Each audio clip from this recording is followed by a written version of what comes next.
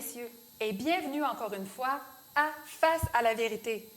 Face à la vérité, aujourd'hui, pour nous accompagner, nous avons Monsieur Alain Jacques. Bonjour à tous, on est content de vous avoir parmi nous. Et je suis Stéphanie. Alors, faisons face à la vérité ensemble. Sans plus tarder, j'ai une question sur le bout de la langue. Vas-y. Alors, on entend souvent dire que si Dieu est amour, pourquoi est-ce qu'il y a tant de torts? Pourquoi est-ce qu'il y a tant d'abus? Principalement, tu sais, les scandales dans les églises, on voit ça parfois dans les journaux, sur Internet, dans les nouvelles. Il y a un tel pasteur, il y a un tel curé, il y a un gros scandale qui fait les manchettes. Pourquoi? Si Dieu est amour, est-ce que c'est possible que quelqu'un d'autre soit responsable de ces scandales? Pourquoi est-ce qu'on blâme Dieu? Effectivement, la question est très bonne. Et juste pour faire un récapitulatif, l'Église catholique ici au Québec, parce que c'était la majorité, et d'autres églises protestantes aussi, ont malheureusement été au cours de l'histoire au cœur de scandales, de différents scandales sexuels, abus de pouvoir, financiers, etc. Alors, c'est quelque chose qui n'est pas unique au Québec, mais qu'on retrouve un peu partout dans le monde. Et on se demande pourquoi ça arrive, ces choses-là. Et au fil des temps, avec les réseaux sociaux et tout ça, la nouvelle liberté que les gens se sont donnée dans les années 60, ces choses-là sont de plus en plus dévoilées. Mm-hmm. On constate qu'il y a eu des abus dans les années 40, etc. Et on constate ces choses-là, qu'il y en a eu beaucoup d'abus. Alors, les choses qui se sont faites secrètement deviennent dévoilées à la lumière. Oui. Ça refait face. Oui. Alors, pourquoi ces choses-là? Dieu est amour. Est-ce que c'est vrai ou faux? C'est excessivement vrai, c'est extrêmement vrai. On ne peut pas nier ce facteur-là. Mm-hmm. Mais il a créé les hommes avec une qualité, une caractéristique qui fait que les hommes sont maîtres de leurs décisions. On appelle ça le libre arbitre. Wow. Dieu a créé l'homme avec le libre arbitre. Et ça, même Dieu, dans sa toute-puissance, n'a même pas l'autorité, là. Écoutez comme il faut. Dieu n'a même pas l'autorité de contrôler le libre arbitre de chaque individu. Sinon, s'il contrôlait le libre arbitre de chaque individu, nous ne serions plus ce que nous sommes. Nous serions plus ce que nous sommes, nous serions des petits robots. Des petits robots. Que l'on conduit avec une télécommande. Fais pas ça. Non, tu t'en vas vers là. Ne fais pas ça. Va-t'en par là. Et Dieu nous a laissé le libre arbitre. Et ça, le libre arbitre, ça vient avec... C'est une grande responsabilité. On peut voir qu'est-ce qui s'ensuit quand l'homme prend des mauvaises décisions. On peut voir que ça reflète vraiment le caractère sale de l'homme, oui, comme dans ça. Les scandales. C'est pas Dieu, ça. Ce n'est pas Dieu. Ce n'est pas Dieu, définitivement. Et on le retrouve ça aussi dans le temps de Jésus, alors qu'il y avait aussi des abus commis par les religieux à cette époque-là, le Sanhédrin, etc. Et c'est pas quelque chose de nouveau. C'est quelque chose que, malheureusement, et ça a été, il y a eu des abus au fil des siècles, depuis le début. On peut commencer à Adam et Ève, qui ont exercé leur libre arbitre devant l'arbre de la connaissance du bien et du mal, et malheureusement n'ont pas fait le bon choix. On voit les conséquences quand on décide de rejeter Dieu. Regarde, moi, je n'ai pas besoin de toi. Quand on fait un choix éclairé, personnel, conscient, regarde, moi, je fais ça, on voit que le mal, généralement, s'en découle. C'est inévitable. Oui, puis parce qu'on... Et malheureusement, on voit qu'il y a beaucoup trop de gens qui mettent leur confiance en l'homme au lieu de mettre leur confiance en Dieu. Et c'est ça qui en découle. Romains 2, verset 24, c'est... en tout cas, ça représente bien la caractéristique du peuple québécois. Le nom de Dieu est blasphémé à cause de vous. Alors, ici, on a une réputation où on prend les noms d'église trop facilement, les noms de Dieu trop facilement. Ça fait partie de les sacres québécois, les jurons. Là, c'est devenu des verbes, des sujets, des on l'a adapté à toutes les sauces, oui. À toutes les sauces. Ici, là, comme tu viens de dire, le nom de Dieu est blasphémé à cause de vous. Dans le fond, ce que Dieu nous dit, c'est... Ce que la parole nous dit, c'est, garde, faites pas ce que je dis, mais... Faites pas ce que je fais, mais faites ce que je dis. OK? Ouais. Il faut mettre ces choses-là en pratique, qu'on apprend. Qu'est-ce que la Bible nous dit? Il faut les mettre en pratique. Exactement. C'est le premier enseignant. Et Dieu nous met en garde dans Matthieu 7, au verset 15 à 16. Je n'ai pas tout le verset littéral, mais ça décrit qu'il y a des faux prophètes qui sont déguisés en brebis. Alors, je t'interromps ici. C'est un avertissement. Et j'ai le verset. Gardez-vous des faux prophètes. C'est ça. Ils viennent à vous en vêtements de brebis, en costume, Mais au-dedans, ce sont des loups ravisseurs. Et Exact. comment est-ce qu'on peut reconnaître si quelqu'un a un déguisement? Comment est-ce qu'on peut savoir qu'il est sincère ou pas? Ben, par la parole, par ses fruits. Exact. Au verset 16, c'est ça que ça dit. Vous les reconnaîtrez par leurs fruits. C'est quoi leurs fruits? Leur comportement, leur caractère. Est-ce qu'ils sont encore infidèles à leur épouse, voleurs, etc., menteurs? C'est ça que le changement de cœur que Dieu veut apporter aux hommes. Mais pourquoi est-ce que Dieu prend le temps de nous dire ça dans sa parole, de se mettre en garde? Il y a deux raisons. Il ne veut pas qu'on soit, de un, surpris. Oui. Ah, c'est arrivé à l'Église. Ben non, comment ça a pu arriver à l'Église? Un tel, ben voyons donc. Il ne veut pas qu'on soit surpris, parce que ça va arriver. Et il ne veut pas aussi qu'on soit séduit, C'est qu'on ça. se laisse emporter justement par des belles paroles qui font notre affaire. Oui, c'est ça. Et le verset pour supporter ton affirmation, 2 Timothée 3, verset 13. « Mais les hommes méchants et imposteurs avanceront toujours plus dans le mal. Oui. Et c'est la suite qui est importante. « Égarant les autres et égarés eux-mêmes. » Ce sont des artisans de la tromperie, du détournement de la relation que l'homme devrait avoir avec Dieu, une relation intime, bien proche, qui amène un changement de cœur. Et Matthieu 18, 6 nous met encore en garde.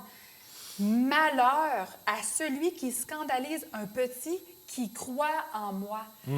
Quand on entend le mot malheur, c'est une malédiction. Oui, c'est ça. C'est pas une bonne nouvelle, là. C'est pas une bonne nouvelle. Dieu, il est tout le temps blâmé. Tu sais, quand il arrive quelque chose de pas correct, de Oui, mal. c'est ça. Oh, Dieu, laissez faire ça. Dieu, t'as. Où était Dieu lorsque mon enfant était malade? Où était Dieu lorsque cette catastrophe est arrivée? Puis c'est normal de se questionner. Même moi, je me questionne à tout bout de champ quand il arrive quelque chose qui ne fait pas mon affaire, qui me met en dehors de ma zone de contrôle. Seigneur, pourquoi? Automatiquement, nous, l'humain, on veut le blâmer, mais on apprend par les Écritures qu'il n'est pas à blâmer. Il y a des imposteurs parmi nous. Il y a des loups qui ont l'air de brebis. Oui. Alors, il faut être sur nos gardes. Il faut s'y en attendre. Et comment on fait? Comme on l'a mentionné tout à l'heure, mais j'insiste là-dessus. Oui. On vérifie la parole, ce qu'ils nous annoncent. Est-ce que c'est réel? Et aussi par leurs fruits. Et malheureusement pour eux, la responsabilité qu'ils ont face aux plus petits, comme on disait tout à l'heure, elle est très sérieuse. Matthieu 18, au verset 6, les avertit. Malheur à celui qui scandalise un petit, qui le détourne de la foi, qui l'amène à ne pas prendre au sérieux sa relation avec Dieu. Alors, ces gens n'échapperont pas à leurs responsabilités. Dieu va juger. Alors, c'est une chose de faire un choix personnel et de dire « moi, je veux » ou « moi, je ne veux pas ». Mais quand tu entraînes quelqu'un d'autre à faire une niaiserie, mais tu sais, t'es responsable. Exactement, exactement. Alors, si... Moi, là, une question, on amène toujours une autre. Si vous avez des questions par rapport à ce qu'on vient de parler, écrivez-nous dans les commentaires ci-dessous. Ou encore, allez nous écrire un message sur notre site Internet à facealavérité.org. Il nous fait toujours plaisir de vous lire et de communiquer avec vous. J'ai une autre question, Alain. Vas-y. J'espère que tu es en forme aujourd'hui. Je suis à l'écoute. OK. L'Église a-t-elle le droit de dicter notre morale? Dans cette question, il y a un mot-clé. C'est quoi? C'est le mot « dicter ». Est-ce que la religion, l'Église, a le droit de dicter la morale? Personne ne doit dicter à une autre personne le code moral, donc, qu'il doit avoir. C'est personnel à chacun. Moi, quand je me fais dire quoi faire, là, sais-tu qu'est-ce que je fais? Tu fais le contraire. Je fais le contraire. Touche pas, je touche. Alors, Dieu lui-même ne se permet pas de nous dicter un code moral. Il veut nous enseigner un code moral. Il nous instruit. Il nous instruit. Et il nous dit, si tu fais ça, ça ne fera pas des bons résultats. Tu vas souffrir personnellement. Mais si tu fais ça, tu vas grandir, tu vas devenir meilleur, tu vas devenir plus connaissant. Dieu ne se permet même pas de nous obliger à avoir un certain code moral. C'est ça, dans la parole, dans les Saintes Écritures, Dieu nous présente toujours les options et les conséquences aussi. Et puis, c'est justement, comme tu dis, il nous invite à choisir. Oui. Il ne nous dit pas, regarde, choisis de faire ça, puis on choisit à l'aveuglette. Non. On a des preuves, on a des faits, on connaît le pourquoi du comment, alors il nous invite à réfléchir. Qu'est-ce que toi, tu veux faire, Alain? C'est ça. Et c'est pas nouveau, c'est rien de nouveau. On peut aller dans la Genèse lors de la création, et ce choix-là a été offert à Adam et Ève. Il dit, je mets l'arbre de vie, mais je mets aussi l'arbre de la connaissance du bien et du mal. Touchez pas à cet arbre-là. C'est à moi, c'est pas pour l'homme, là. Mais malheureusement, on connaît la suite. Ils ont été tentés et ils se sont laissés avoir par cette chose-là. Alors, on est responsable de nos choix. Exactement. Et de développer notre code moral. À qui on obéit? Est-ce qu'on obéit à Dieu ou à l'ennemi? Et il nous donne amplement d'informations pour pouvoir prendre le meilleur choix. Allons ensemble dans les Saintes Écritures, dans le livre de Josué, au chapitre 24, le verset 15. Choisissez aujourd'hui qui vous voulez servir. Alors moi, j'entends dans ces mots-là, tu as le libre arbitre, tu es libre de choisir. Ouais. Et il y a aussi une exhortation. Choisis le bien. Laisse de côté le mal. Choisis le bien, choisis-moi. C'est une exhortation d'un Dieu aimant. Bien, pourquoi il veut qu'on choisisse le bien? Ah ben parce que si on choisit le mal, c'est pour notre propre malheur. C'est ça, ça nous fait mal. Ça nous fait mal. Même si, malheureusement, aujourd'hui, on a inversé les choses. Le mal est devenu le bien et le bien est devenu le mal. Et c'est ça. Ici, au Québec, on a un dicton qui est populaire, mais qu'on a... Pardon. On n'approuve pas nécessairement. On dit, si vous faites le mal, faites le bien. Alors, autrement dit, appliquez-vous dans le mal autant que vous vous appliquez dans le bien. Alors, ça, c'est pas biblique, ça, là. Galates 5 au verset 1 est encore même plus clair que ça. C'est pour la liberté que Christ nous a affranchis. Comme tu l'as mentionné plus tôt, Dieu veut nous rendre libres. S'il veut nous rendre libres, c'est parce qu'on est esclaves en ce moment? Mais oui, et il veut nous rendre libres. Et le plus important là-dedans, c'est la suite du verset. Il a payé un prix. Il a payé un prix cher pour nous conserver la liberté. Il a payé de sa vie. Il a payé de sa vie. C'était pour nous conserver cette liberté-là, pour qu'on cesse d'être esclave du mal. Alors, c'est du sérieux, là. Si quelqu'un donne sa vie, c'est parce que c'est sérieux. Oui. C'est parce qu'on est en danger de mourir nous-mêmes. On va donner sa vie pour quelqu'un, justement, qui est en extrême danger. Et l'humanité était en extrême danger. Et Dieu a envoyé son Fils Jésus pour mourir à notre place, pour qu'on ait le salut, pour qu'on puisse disposer du salut, on fait un reset, on peut recommencer à neuf, redévelopper cette relation qu'on doit avoir avec Dieu. Des fois, quand je pense à ça, là, profondément, à tout ce que tu viens de dire, j'ai l'impression que c'est un rêve, que je dors puis que je vais me réveiller.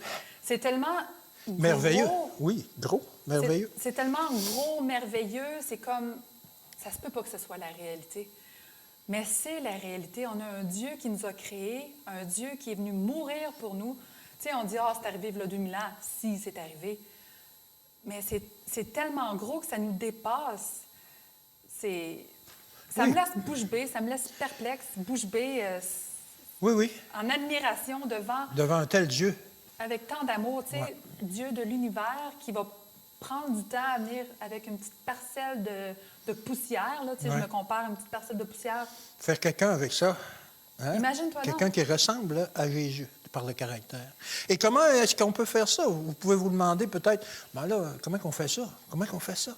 C'est simple. La Bible a encore une réponse. Wow. Dans Jean 16, verset 13, « Le Saint-Esprit vous conduira dans toute la vérité. » Alors, si on veut savoir, il faut s'adresser au Saint-Esprit. Et par sa parole, par des méditations, par un contact, par la prière, le Saint-Esprit vous conduira dans toute la vérité. J'aime le mot que tu viens de mentionner, le Saint-Esprit vous conduira. Tu sais, on parle souvent d'être forcé, d'être menacé à faire des choses à cause d'un mouvement, d'un système religieux, mais il vous guidera. Oui. Il va vous prendre par la main. C'est ça. Alors moi, je trouve ça encourageant. Je vois ça comme un cheminement personnel. Ça prendra le temps que ça prend. Ça me prendra la vie au complet pour comprendre une petite chose. Mais le Saint-Esprit Dieu est prêt à me prendre par la main puis prendre le temps avec moi. Et c'est la même chose pour chacun de nous. Il nous conduit. Il ne nous force pas. Il ne nous traîne pas par les cheveux à terre. Détends, toi ici, ma petite coquine. Non, mais il nous prend par la main puis on va tomber. Mais il nous relève continuellement. Et il nous convainc. Il faut être convaincu. Comme tu le dis, ce n'est pas un cheminement où il nous force. Pas une course. Il nous amène tranquillement. Il tisse des liens d'amour avec nous.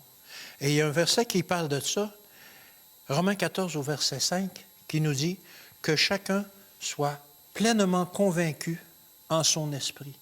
Lorsqu'on travaille pour avoir développé une relation comme ça avec un tel Dieu, il n'y a pas moyen de faire autrement que d'être convaincu, que c'est le meilleur chemin, c'est la meilleure façon de lui ressembler et qu'il nous garde pour jusqu'au moment où il va revenir. Et quand on est réellement, sincèrement convaincu de quelque chose, de Jésus, de qu'est-ce qu'il a fait, c'est pas quelque chose qui est basé sur le coup d'une émotion. Non, Moi, je non, me suis levée ce matin-là, puis j'étais dedans, tu sais. Ou par la force, la peur, mais c'est vraiment, tu es convaincu, c'est réel, c'est la bonne chose, c'est la bonne chose à faire parce que la parole le dit. Et évidemment, ça se voit aussi. Ouais. Et comme tu l'as dit, ce n'est pas une émotion, parce qu'une émotion, ça fait ça monte, ça baisse, ça monte, ça baisse, mais par une relation constante avec Dieu et que chacun soit pleinement convaincu en son esprit. Alors, c'est important d'entendre, c'est important surtout de comprendre, parce qu'on peut entendre et non comprendre, et là, on peut être toutes mêlées dans nos convictions. Alors, c'est important de prier. Seigneur, aide-moi à comprendre. Aide-moi à t'entendre.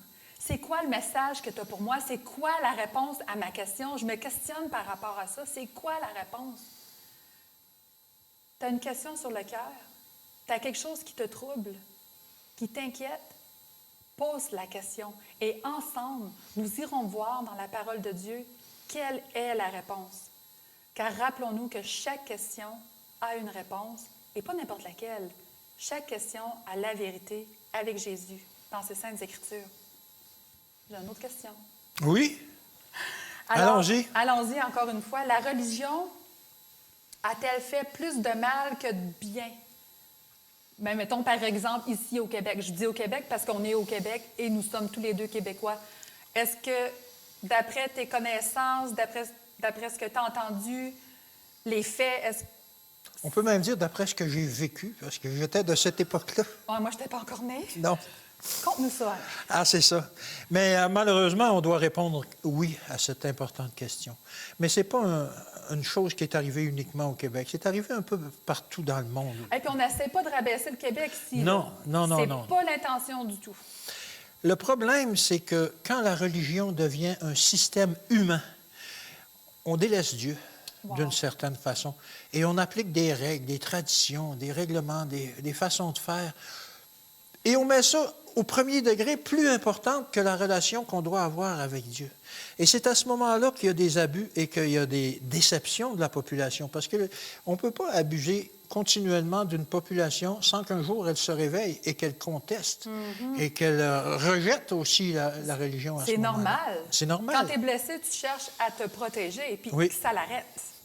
Alors, l'Église a eu trop de pouvoir. Les Églises, parce qu'on ne parle pas uniquement d'une Église, mais les Églises en général, catholiques ou protestantes, ont eu au cours des siècles trop de pouvoir et il y a eu effectivement des abus contre leurs membres. Et la bonne chose là-dedans, il faut se rappeler, peu importe ce que l'homme a fait, parce que nous, les hommes, on est un peu têteux. Hein? On va dire les vraies choses, on se dit la vérité aujourd'hui, on ne fait pas toujours les meilleurs choix, on n'est pas toujours des 100 watts, mais il y a une chose qui est certaine, une chose qui est claire, c'est que lui, Dieu, d'après les Saintes Écritures, Dieu ne change jamais, Alain. Il est le même hier, il y a 6000 ans, aujourd'hui et encore pour l'éternité. Exactement. Et ça, c'est rassurant de savoir que Dieu, lui, ne change jamais. Dieu reste bon et fidèle. Amen. Fidèle à sa parole, fidèle au plan de la rédemption. Il a été accompli en son temps. Ouais. Maintenant, il est disponible. Et le plan de la rédemption fait qu'un jour, il reviendra nous chercher. J'ai hâte à ce jour. Oui. Mais d'ici là, regarde, dans Matthieu 7, les versets 21 à 23, si on fait un petit résumé de ce passage, je vous invite à le lire. Matthieu 7, les versets 21 à 23. Dit que c'est pas tout le monde qui dit « Ah, Seigneur, Seigneur » qui vont être sauvés. Moi, je peux arriver le soir puis je vais te frapper. Le Seigneur m'a dit de te frapper. Au nom de Jésus, je te frappe. C'est pas parce que tu mets le mot Jésus que tu associes le nom de Dieu à quelque chose que Dieu approuve. Et c'est ça, la teneur de ce verset. Il y a beaucoup de gens qui vont dire, qui vont être surpris au temps de la fin et qui vont dire, Seigneur, Seigneur, mais on a fait des miracles en ton nom, on a soigné les malades, etc. Mais malheureusement, la réponse de Jésus à ce moment-là, retirez-vous de moi, car je ne vous connais point. On a un exemple dans la Wow. Bible. C'est comme Saül, avant qu'il devienne Paul. Saül, lui, il tuait les chrétiens Oui. au nom de Dieu. Il était convaincu qu'il faisait la bonne chose, qu'il faisait le travail de Dieu, le travail de l'Église. Mais un jour, il a fait une rencontre personnelle et s'est rendu compte qu'il était carrément dans l'erreur. Alors, c'est possible de faire des choses en étant convaincu, mais pas du bon côté. Alors, Saul, à l'époque, était convaincu dans le mal. Mais lorsqu'il a connu la vérité, il est devenu convaincu pour le bien, pour aider, justement, et son nom a changé, c'est devenu Paul. Alors, c'est encourageant pour nous. Bien, c'est encourageant, parce que dans 1 Samuel 16, au verset 7, ça dit « Dieu regarde au cœur ». Dieu regarde au cœur des personnes. Et comme dans le cas de Saul, et il a vu en Saul une sincérité qui était mal dirigée, mais il a dit, il y a de quoi faire avec cet homme-là. C'est ça, il voyait les motifs. Derrière tout le brouillard qui existait, le motif, à la base, c'était vraiment de servir Dieu, de faire le bien. De la mauvaise façon, mais son motif était celui-là. Parce que souvent, on fait qu'est-ce qu'on fait parce qu'on a mal compris ou on n'a pas eu assez de lumière. Bref, Dieu voit, comme on vient de le lire, il voit les cœurs, il voit les blessures du peuple, de la nation, par exemple. Il voit à quel point le Québec a été blessé. Il voit à quel point toi, tu as été blessé. À quel point on a tous été blessés. Et ce qu'il veut là-dedans, c'est, encore une fois, on ramène ça à la base, c'est de créer des liens. Des liens d'amour avec lui. Une relation. Une relation d'amour, pas de crainte, pas de peur. Dieu est là pour tisser ces liens-là avec chacun d'entre nous. Et Dieu est là aussi pour autre chose. Dans Jean 10, 10, il est écrit que Jésus est venu pour donner la vie en abondance. Est-ce qu'on parle ici de la vie éternelle? Oui, mais on parle aussi de la vie ici sur Terre. Maintenant. Alors, tu sais, comme quand on lit ce passage, contrairement au voleur qui est venu pour dérober, tuer, faire le mal, lui est venu pour qu'on ait la vie, qu'on ait une belle qualité de vie. Qu'on ait la paix de notre esprit. Ça, il n'y a pas d'argent pour acheter ça. Et puis on va se le dire, là, l'ennemi ici, là, c'est Satan. On va se le dire, là, on va arrêter de tourner autour du pot. Arrêtons de blâmer Dieu pour toutes les mauvaises choses qui arrivent, mais sachons que Satan est réel et c'est lui qui est derrière tout ça à blâmer Dieu. Hein? C'est lui le voleur, l'ennemi. Exactement. Dans 2 Corinthiens 4 au verset 5, oui, en résumé, là, c'est marqué ici, « Nous ne prêchons pas nous-mêmes, mais Jésus-Christ que nous prêchons. » C'est ça. C'est pas nous, là. On peut être les instruments, mais c'est pas... Nous, on ne dit pas, regardez notre vie comme on est bon. Hey, venez m'applaudir, c'est moi qui vais parler. Ouais, c'est ça. On ne recherche pas l'honneur.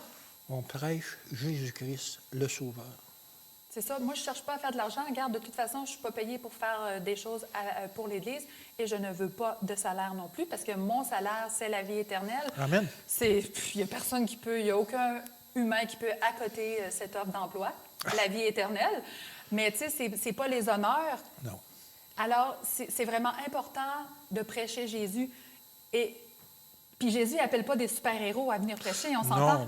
Non. Tu sais, il appelle quelqu'un qui va être disponible, quelqu'un qui va dire, regarde, je suis nul, OK? Mais je suis là. Si tu as besoin de moi, Seigneur, utilise-moi, puis fais ce que tu veux avec moi. Il qualifie celui qui se met à sa disposition. C'est lui qui est le potier, et il prend l'argile, le tas de boîtes qu'on est, puis il nous forme à faire quelque chose qui va le louer à la fin de la journée. Contrairement à notre question, est-ce que la religion fait du mal? Bien, à ce moment-là, on se laisse guider par Dieu et non par une religion. Et on en vient à développer cette relation d'amour avec Dieu qui change notre cœur et on se met au service des gens naturellement. Amen. Alors, si toi aussi, tu as des questions par rapport à ce qu'on vient de discuter, si vous avez des points d'interrogation, parce que c'est pas toujours facile dans la vie, c'est pas toujours évident qu'est-ce qui nous arrive, on comprend pas C'est pas noir ou blanc dans la vie, c'est souvent dans des zones grises, mais avec Dieu, dans sa parole, tout devient plus clair. Alors, si vous avez des questions, des commentaires, écrivez-nous. Allez sur notre site Internet, facealavérité.org. Et Alain, on offre aussi un cadeau sur notre site Internet. Oui, effectivement. Si vous voulez plus de détails à ces questions-là, on a des dépliants que vous pouvez télécharger et approfondir ces sujets-là, ces questions-là, qui sont légitimes pour vous et dont on peut vous apporter la vérité par la parole de Dieu. Rappelons-nous que nous ne sommes pas seuls. Nous sommes ensemble à la recherche de la vérité. Alors, chaque question mérite sa réponse et chaque question a la vérité. Et la vérité, nous la trouvons dans les Saintes Écritures. Joignez-vous à nous la semaine prochaine pour une autre émission de Face à la vérité. Nous avons très hâte de lire vos questions, car nous n'avons pas peur avec la Bible. La vérité y est cachée. Et la vérité rend libre. Bonne semaine.